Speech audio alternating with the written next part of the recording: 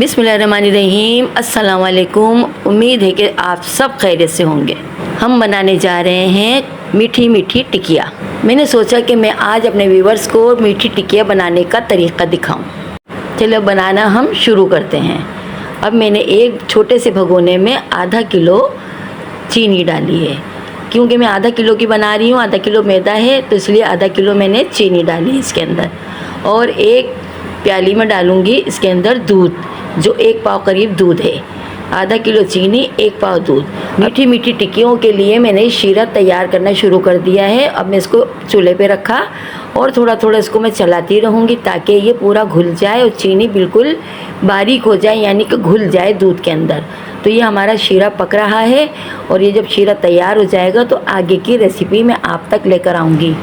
शीरा हमारा तैयार हो चुका है। अब हम छानते हैं मैदा, जो आधा किलो है। इसको अच्छी तरीके से छानेंगे ताकि कुछ इसमें कचरा जो भी होगा तो वो उसके अंदर छन्नी में आ जाएगा। कभी भी आप आटा गूंदें तो आप छानिएगा ज़रूर, क्योंकि हमें नहीं पता कि जो हम आटा पैकिंग में लाते हैं उसमें क्या है क्या नहीं है।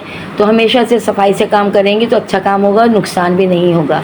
ज़रूरी नहीं है कि आप आधा किलो बनाएं, आप कम भी बना सकते हैं और आप ज़्यादा भी बना सकते हैं। आप मुझे कमेंट्स में पूछ लीजिएगा, मैं आपको पूरी तफसील बता दूँगी कि कितना किस में क्या डालना है। माशाल्लाह बहुत अच्छी बनती हैं टिकिया, आप खाएँगे तो खाते रह जाएंगे। आधा पाव मैंने सूजी ली है और इसको भी खूब अच्छी तरह से छान लेंगे, क्योंकि छान के ही सही रहता है। कोई चीज़ भी हो तो इसमें आ जाती है। हमेशा जब भी आप कोई भी बेसन लें या मैदा लें या आटा लें, ज़रूर आप इसको छानें। आधा चमचा मैंने छोटी इलायची को कूटा और इसमें मैंने ऐड कर दी। 2 चम्मच मैंने तिल डाले सफ़ेद वाले। 2 चम्मच पिसा हुआ खोपरा भी मैंने इसमें ऐड कर दिया। और ये साबुत खोपरा है, ये भी 2 चमचे हैं। इसको मैंने अच्छी तरीके से बारी बारी कट कर दिया था। केवड़ा एसेंस के मैंने 2 कदरे इसमें ऐड कर दिए हैं। और ये दही है जो मैं 2 चमचे इसमें डालूँगी, इससे भी बहुत अच्छा जायका आता है। अब इसको मैं अच्छी तरीके से मिक्स कर दूँगी ताकि सारी चीज़ें इसमें जो डाली वो मिक्स हो जाएँ। 4 चम्मच मैं इसमें घी ऐड कर रही हूँ ताकि ये खस्ता बने। और इनको खूब अच्छी तरह से मैं मिक्स करूँगी ताकि बहुत अच्छे से ये आटा गूंद जाए और बहुत हल्का सा हो जाए, ताकि हमें टिकियाँ बनाने में आसानी हो और हमारी टिकियाँ ना फटें। तो अब मैंने जो शीरा बनाया था दूध में, आधा किलो चीनी जो मैंने इसमें डाली थी, उसको खूब अच्छी तरह से मैंने इसका शीरा बना लिया दूध का। उसको थोड़ा थोड़ा करके मैं डालूँगी ताकि ये ज़्यादा ना हो जाए, कहीं आटा पतला हो गया तो परेशानी होगी। तो इसलिए मैं थोड़ा थोड़ा इसमें ऐड करूँगी। तो देखिए अच्छा खासा हो चुका है ये।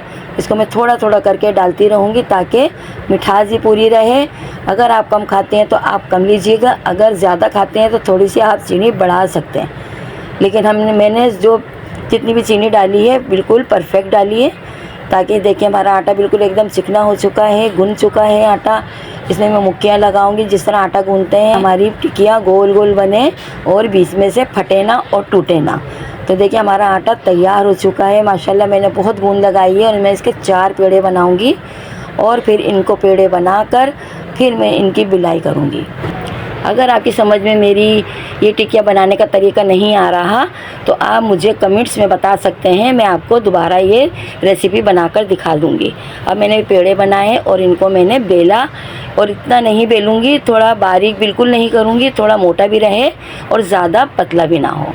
अब इसकी बिलाई करके मैंने, आपके पास कोई अगर सांचा बना हुआ है तो आप उससे भी काट सकते हैं, गिलास से भी काट सकते हैं, लेकिन मैंने इसको गिलास से काटा है। हमारी टिकियाँ सब एक साइज़ में मैंने काटी हैं, एक ही गिलास से काटी हैं और ना ज़्यादा मोटी हैं और ना पतली। अगर हम इनको मोटा बनाएंगे तो ये फूल जाएंगी, फिर टिकियाँ नहीं रहेंगी ये।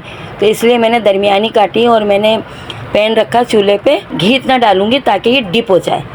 तो व्यूअर्स आप इसको देखते रहिएगा, पूरी मेरी वीडियो देखिएगा। और ये भी मैं एक टिप है मेरे पास कि यानी कि अगर हम कोई चीज़ बना रहे हैं और पहली दफ़ा बना रहे हैं तो हम वो कम से कम में पहले बनाएंगे।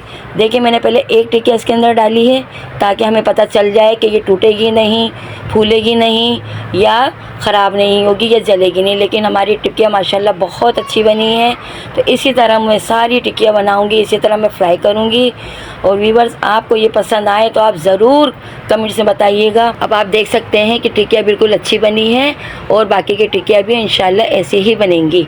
आप ज़रूर कोशिश कीजिएगा अपने घर में बनाने की, भले 1 पाव मैदे की बनाएं, आधा पाव मैदे की बनाएं, तो उसी हिसाब से आप सूजी भी डालिएगा और ज़रूर से ज़रूर बनाइएगा कि बहुत अच्छी चीज़ है। कभी कभी खाने में बहुत अच्छा लगता है, घर में कुछ हम ऐसा बनाए, बाज़ारों में मिलता है लेकिन बाज़ार में वो जायका नहीं जो घर में जायका आता है। हम घर में मेहनत से बनाते हैं, हर चीज़ परफेक्ट डालते हैं, ताज़ी डालते हैं, फ्रेश डालते हैं, तो हमारे घर की चीज़ें बहुत अच्छी बनती हैं। मिलती तो बाज़ारों में भी है, मिठाई की हर दुकान पे आपको टिकिया मिल जाएगी, लेकिन जो घर में बनाएंगे वो अपने ही मज़ेदार होगी कि उसमें हम हर चीज़ डाल सकते हैं। चीनी अगर कम खाते हो तो कम डाल लेंगे, ज़्यादा खाते हैं तो ज़्यादा डाल लेंगे, ठीक है। और ज़रूर आप ये बनाइएगा। हमारी टिकिया देख के किसी गुलाबी गुलाबी बन गई हैं माशाल्लाह। हमारी काफ़ी टिकिया तैयार हो चुकी हैं। आप भी बनाइएगा, बच्चों को लिए, मेहमानों के लिए, रिश्तेदारों के लिए या अपने लिए। कमेंट्स में मुझे ज़रूर बताइएगा कि आपको ये मेरी रेसिपी कैसे लगी।